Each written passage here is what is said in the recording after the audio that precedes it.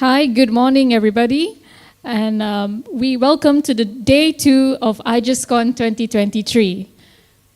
Please be reminded to register by scanning the QR code on the screen or by clicking the registration link provided in the chat box. We apologize for the delay in starting as we had some technical issues. We have a lineup of speakers here today. Following that, we have our parallel sessions and the closing ceremony in the evening. So sit back and relax and enjoy the sessions that will take place today. A gentle reminder to all viewers, you may type any questions for the keynote speakers throughout their session in the chat box. From there, I will read the questions during the question and answer session. Thank you, everybody.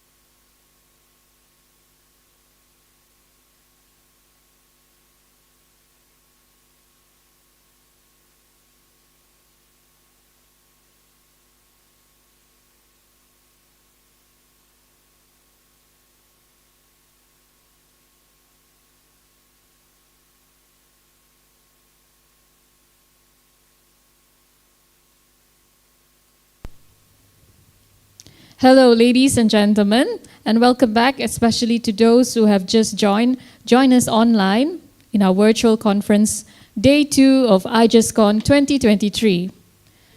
We now move on to the to the keynote session, and allow me to introduce our first keynote speaker for this event. Professor Dr. Ting Soo Hee, a distinguished scholar and educator, hailing from University Malaysia Sarawak, joins us today to share her expertise on a topic of profound significance. Her academic journey has been marked by dedication, scholarly achievements, and a profound commitment to promoting cross-cultural understanding and appreciation of diversity. She teaches research methodology at the Faculty of Language and Communication, University Malaysia Sarawak, and has a PhD in Applied Linguistics from the University of Queensland, Australia, and a Masters of Science in Teaching of English as a Second Language from University Putra, Malaysia. Her research interests are in language choice and identity, academic writing, communication strategies, and health communication. In today's interconnected world, the significance of global citizenship and cultural appreciation cannot be overstated.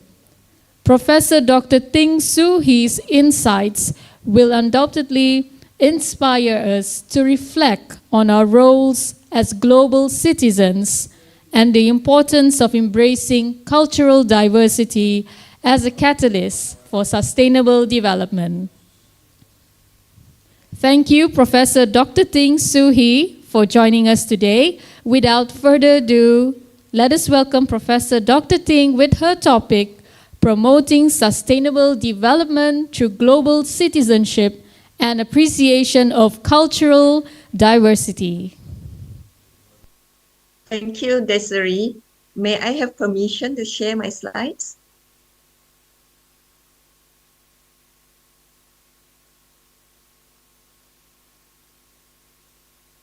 I would like to thank the organizer for inviting me to give this keynote. As Desiree has said, I have been working on, research that is connected to cultures and languages. So while waiting for the permission to share my slide, I would just talk about my own connection with other cultures. Of course, the main experience was when I went to Australia for my PhD. That's when I came into contact with people from different groups, and it opened my eyes to what it means to be a person in the whole wide world of different backgrounds. It was in Australia that I really appreciated what it means to be a Malaysian. So I think being abroad and being in contact with people, not necessarily abroad, because they could come to us, it makes us value ourselves, our citizenship, and so on.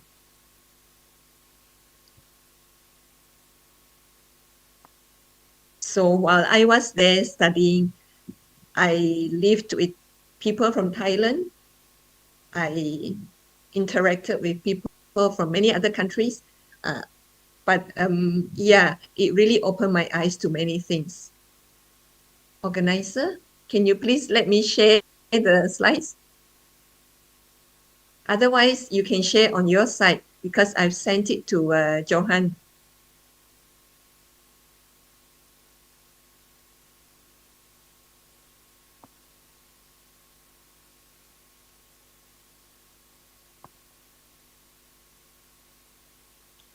All right.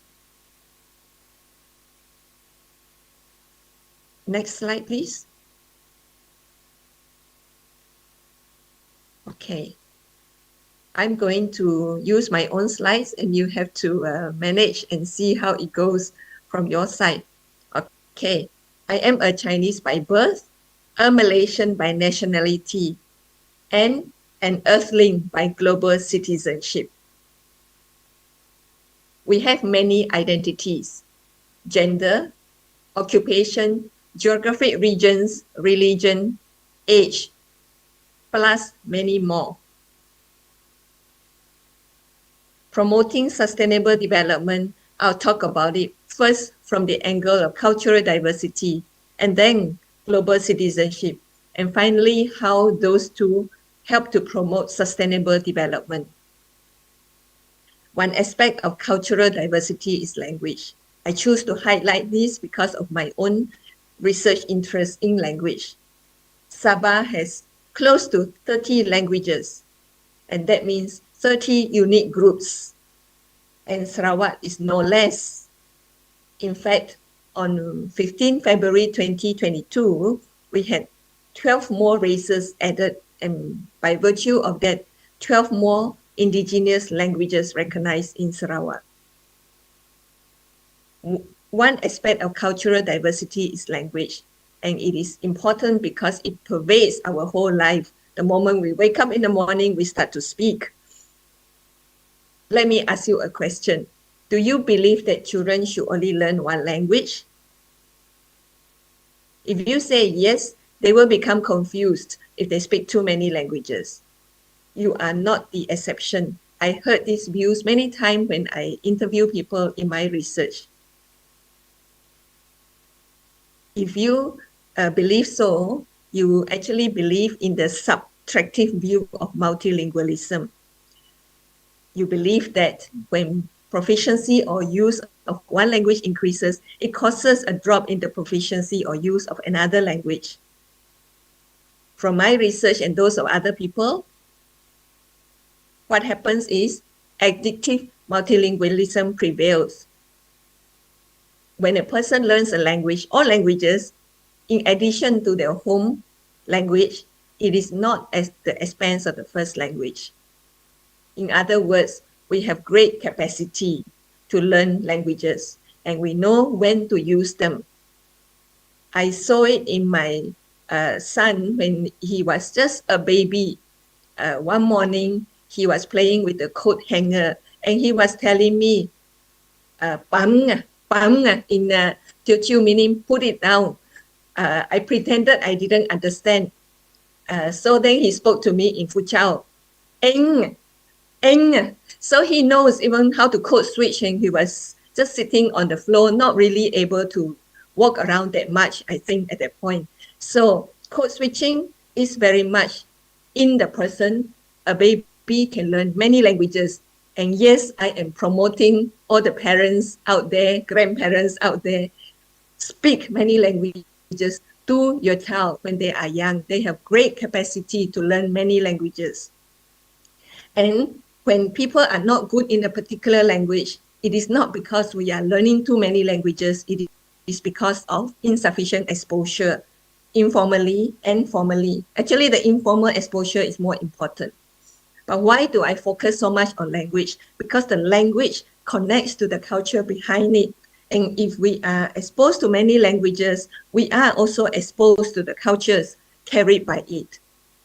And that's why just now I talk about the value of code switching. Malaysians code switch a lot. It is our uniqueness. And to me, it is not just because we are not good in a particular language.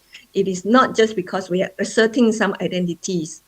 You see, I see at the United Nations meeting, some world leaders insist on speaking their national language. It is an assertion of identity. It's not because they can't speak English. And we may choose to speak certain languages because of certain meanings attached to it. But aside from all those, Malaysians actually code switch as a respect to the other person because we want to use a language that is comfortable to the other person. And it is the unique accommodative spirit of Malaysians. Now, let me pose this question to you. Is cultural diversity at odds with global citizenship? You see, we treasure that uniqueness of different cultures. So if we believe fully in the fact that we should have cultural diversity, meaning each one retains the cultures, are we able to have a mindset of a global citizen, which means we can take a seat back from our cultural diversity and say that from our cultural uniqueness and say that we are able to see that uniqueness in other cultures. Sometimes it could be at odds with one another, but not necessarily. Okay. Just now I highlighted language, but the full spectrum of culture includes customs, rituals, behaviors, religion, food, art, attitudes, and beliefs.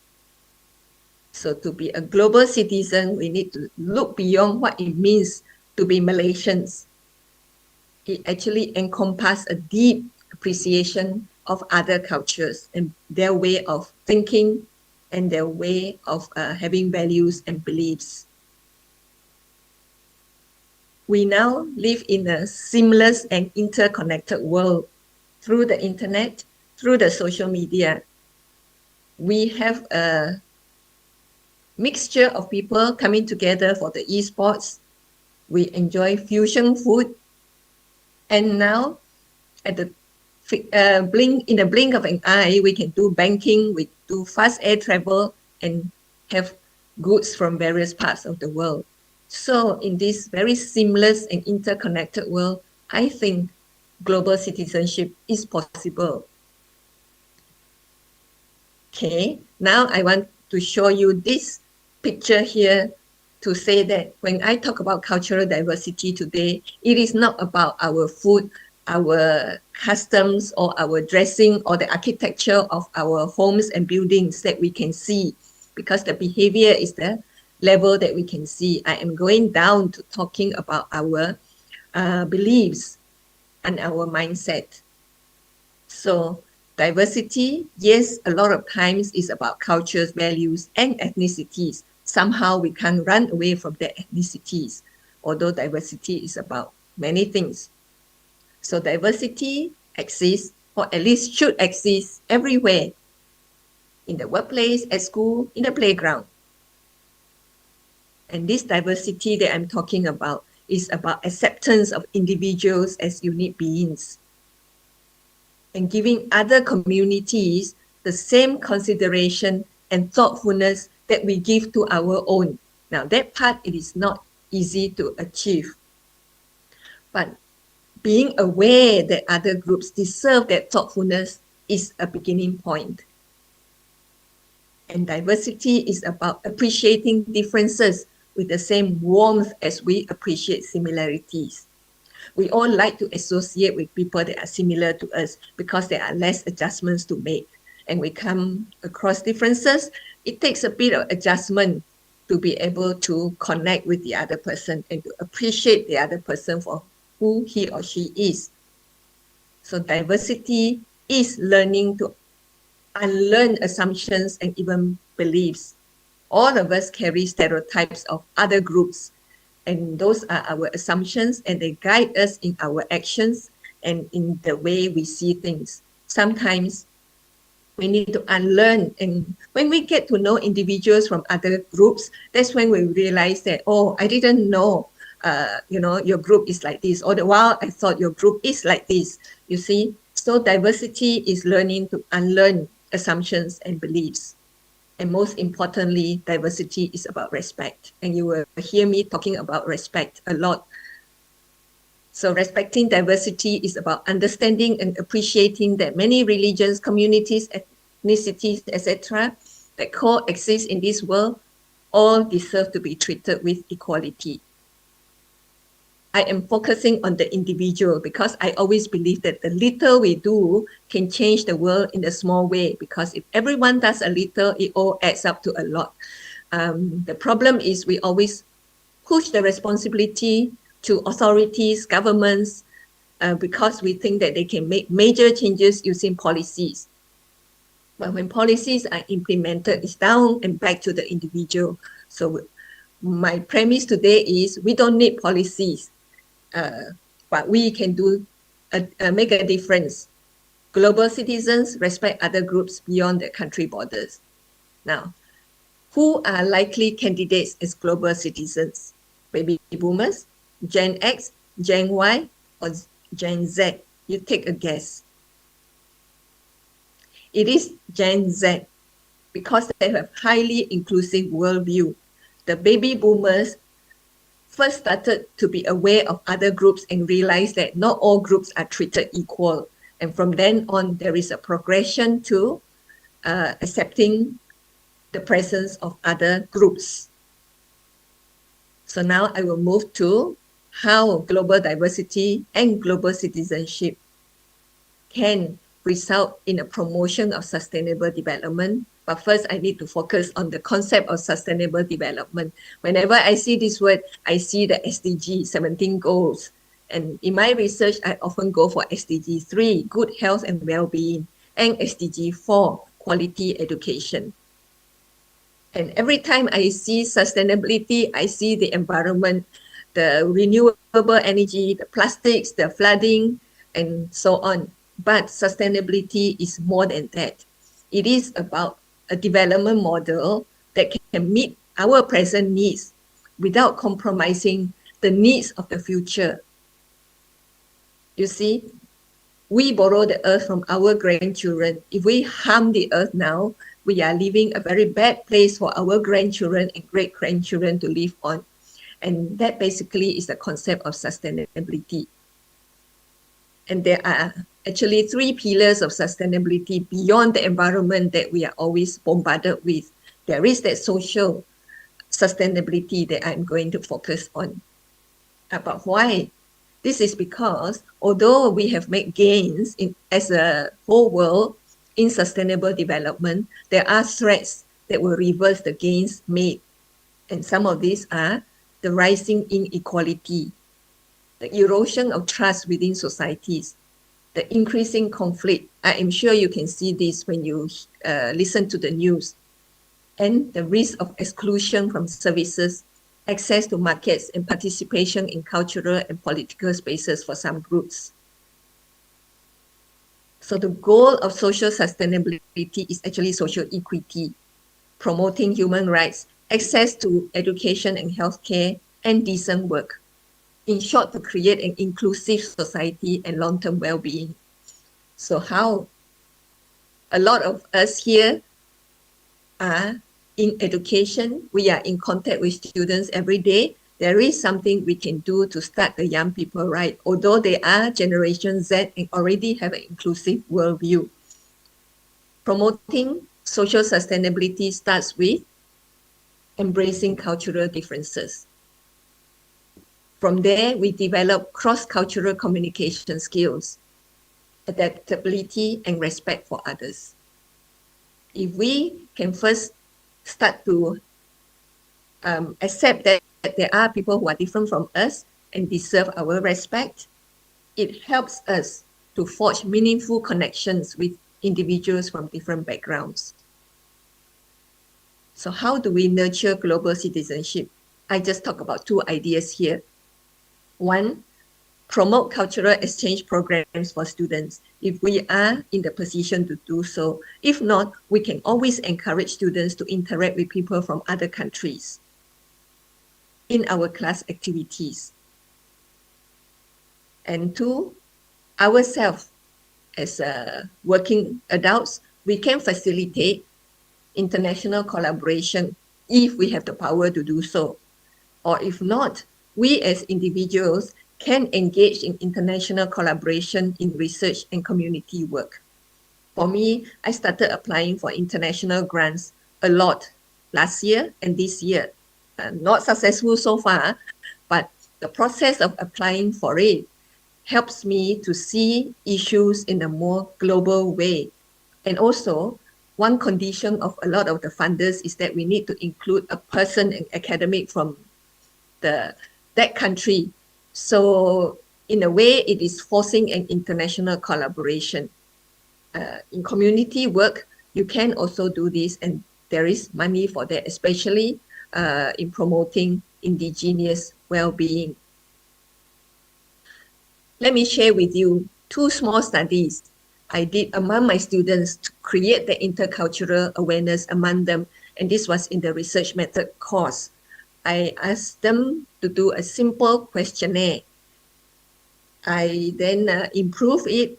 It's just 10 questions about that, and they answered it. So this one is about student exchange. Are there many who join student exchange? 78% no, although some of them have joined once, twice, or 3 times. Do they interact with international students in UNIMAS? 100% no. we have masters and PhD students, but the undergraduate students and the postgraduate students somehow do not mix. Do they want to go on student exchange programs?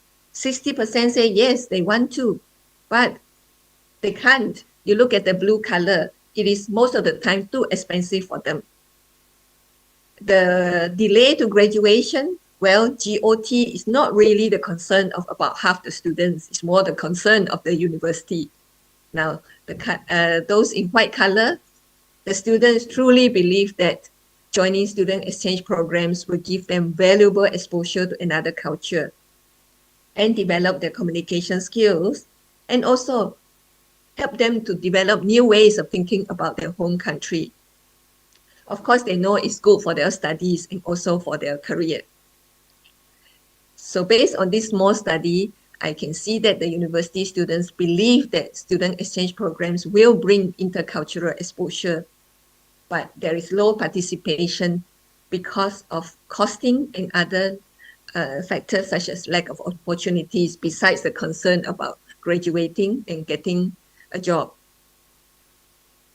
The next study is about intercultural awareness.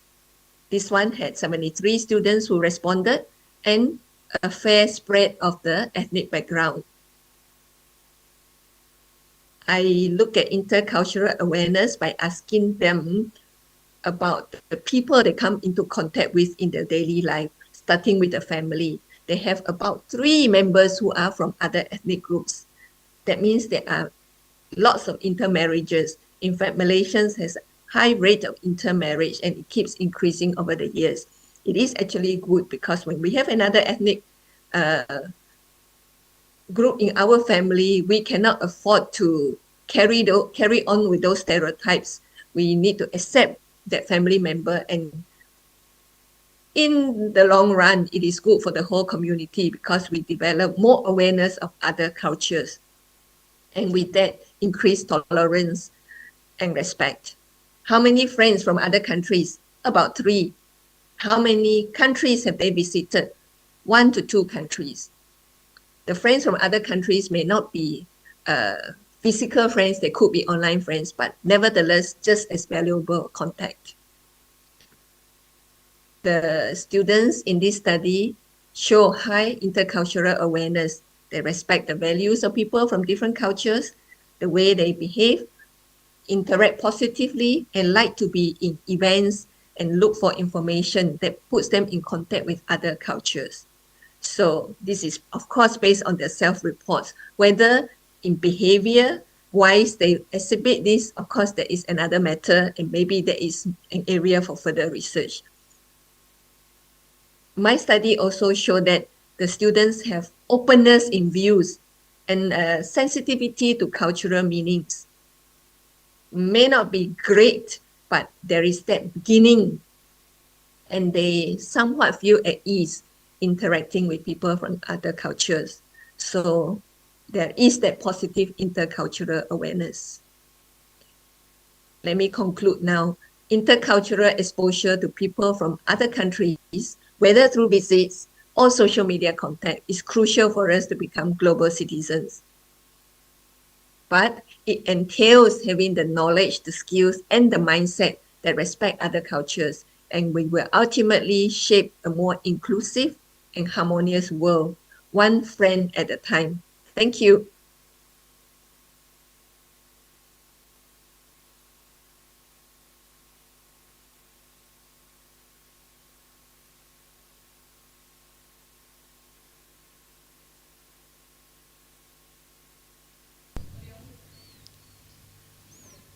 Ladies and gentlemen, we have just had the privilege of listening to an inspiring and thought-provoking keynote address by Professor Dr. Ting on the topic of promoting sustainable development through global citizenship and appreciation of cultural diversity. So we will now move on to the question and answer session. And we, of course, we would like to thank Professor Dr. Ting on sharing her expertise and insights with us. We have one question here from UITM Sabah. and I will just read it out. Professor, are you ready to take questions now? Yes. You can turn on your microphone. Okay, we have two questions. So I will read one question from Mr. Joseph Raj. Okay. Should we have boundaries, especially if it goes against our principles like transgenderism? Okay, quite an interesting question. Yes, that is a rather sensitive I repeat, question. should we have boundaries, especially if it goes against our principles like transgenderism? Jenna, can you hear me? Jenna, can you hear me? Yes, we can hear you. Oh, okay. Because she asked me to turn on my mic just now. Yeah. Yes, I know that is a sensitive issue. Of course, I don't ask you to go against your principles. Respecting other cultures doesn't mean that you have to go the whole 9 yards if you are thinking of that. It starts by respect, which means we don't go out and put people down unnecessarily. Yeah, I will just stop there. I think you know what I mean.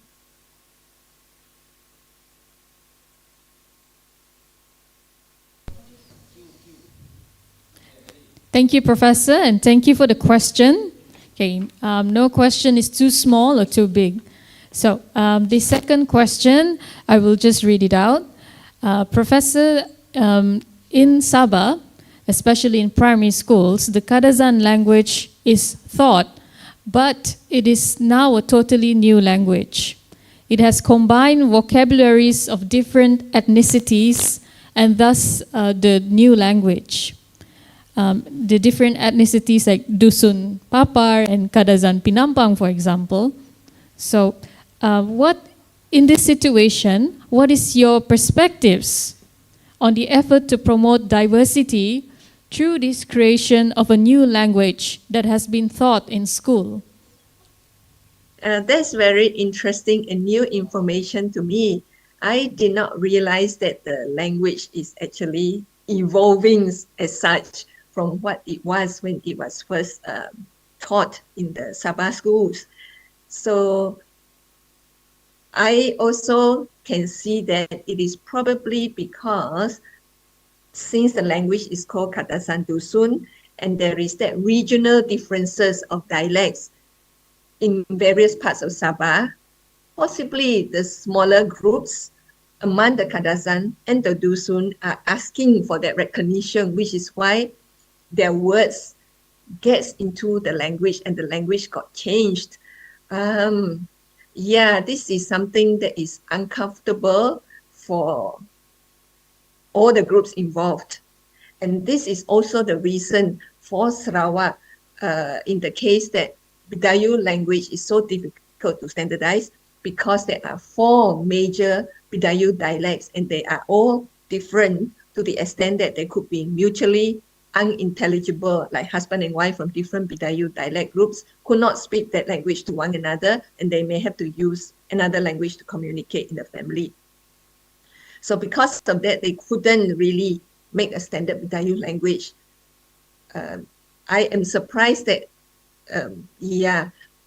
these changes are taking place in Kadasan Dusun. So I will not comment further, except that I can see that it's happening because the smaller groups are asserting their identity in the language. Maybe you can enlighten me further. Thanks.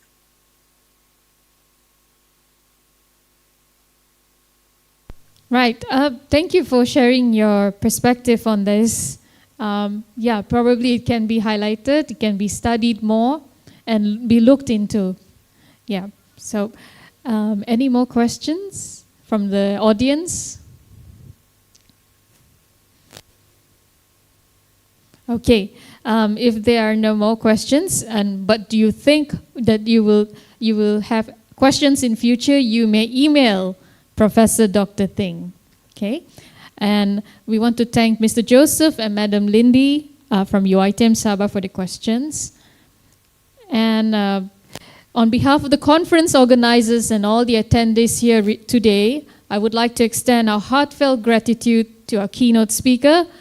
And your presentation has undoubtedly enriched our understanding and sparked important discussions. We are privileged to have you as a keynote speaker at this conference, and your contribution has set a high standard for the session to follow. Okay. Ladies and gentlemen, we will now have a 5-minute break. And please give a round of applause to Professor Dr. Ting for exceptional contribution. Please stay tuned for more enriching discussions and presentations as part of IGesCon 2023.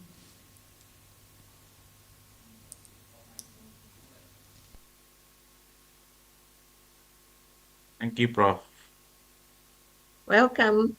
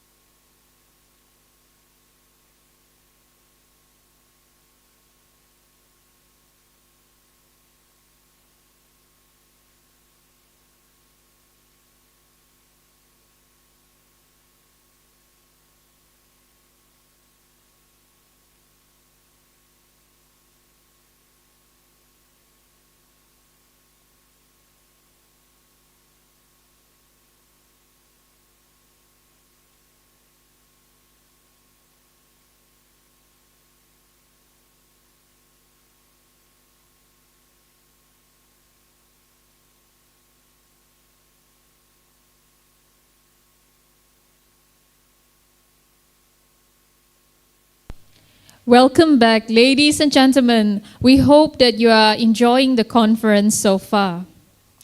Our second keynote speaker this morning is equally distinguished. Dr. Malai Zaiti binti Sheikh Abdul Hamid is a highly regarded scholar and educator, affiliated with Mindanao State University affiliated with University Technology Brunei, Brunei Darussalam.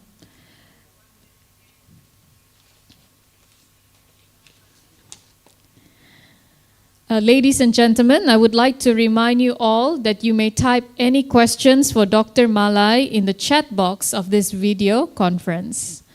And I will read the questions during the Q&A session, or you may turn on your microphone and read the questions. Thank you. Dr. Malai's topic today is Insight into Cultural Literacies and Intercultural Communication, Multicultural Societies, The Way Forward.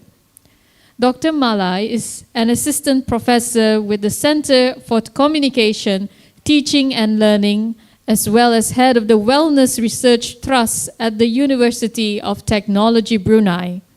She graduated with a PhD in English Language and Literacy Education, a Master of Education in Applied Linguistics and TESOL from Leicester, and a Bachelor's in Education in TESOL. She is also graduated with a Teaching Certificate in Higher Education from Harvard University and a Women's Leadership Development Program from Oxford University. Dr. Zaiti was awarded the Royal Charter Qualification of Chartered Teacher of English by the UK English Association and is also a Chartered Linguist of Education from the UK Chartered Institute of Linguists.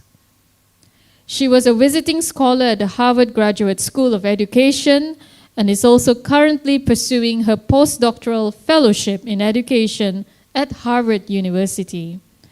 Dr. Zaiti is also president of the Brunei Reading and Literacy Association and ambassador to the UK Literacy Association. She is also the founder and curator of TEDx Bandar Seri Begawan. Her current research interests are cultural literacy and digital literacy.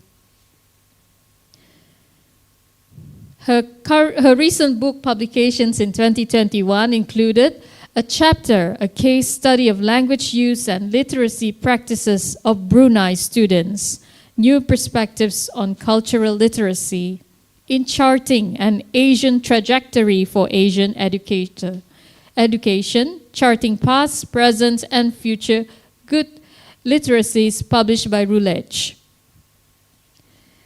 Ladies and gentlemen, please extend your warmest welcome to Dr. Malai Zaiti binti Sheikh Abdul Hamid, and let us listen to her talk entitled Insights into Cultural Literacies and Intercultural Communication in Multicultural Societies, The Way Forward.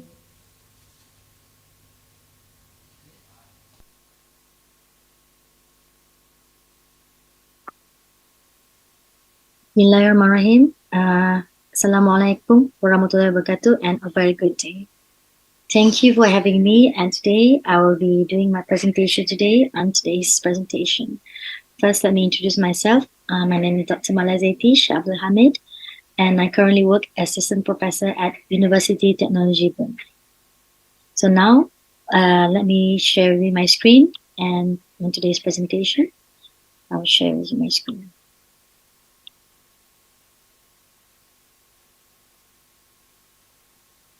So for today, my keynote presentation is entitled Insights into Cultural Literacies and Intercultural Communication, Communication in Multicultural Societies.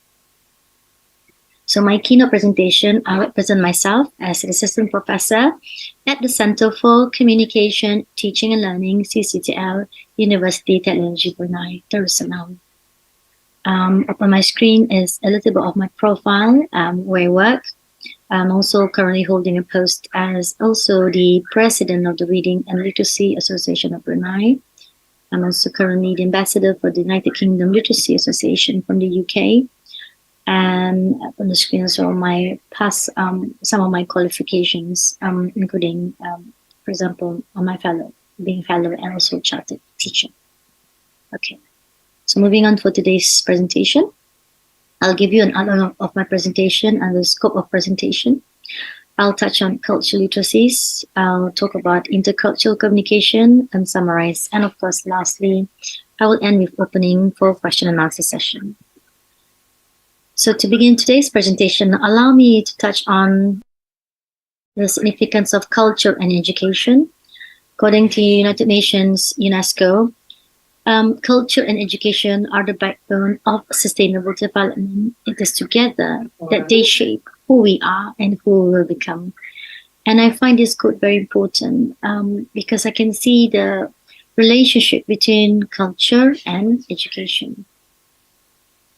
So what is culture, you may ask?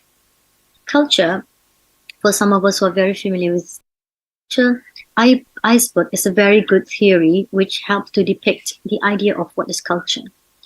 If you see on the screen here, the above the water are visible aspects of a culture. These will include arts, language, behaviors, food, clothing, and any kind of celebration.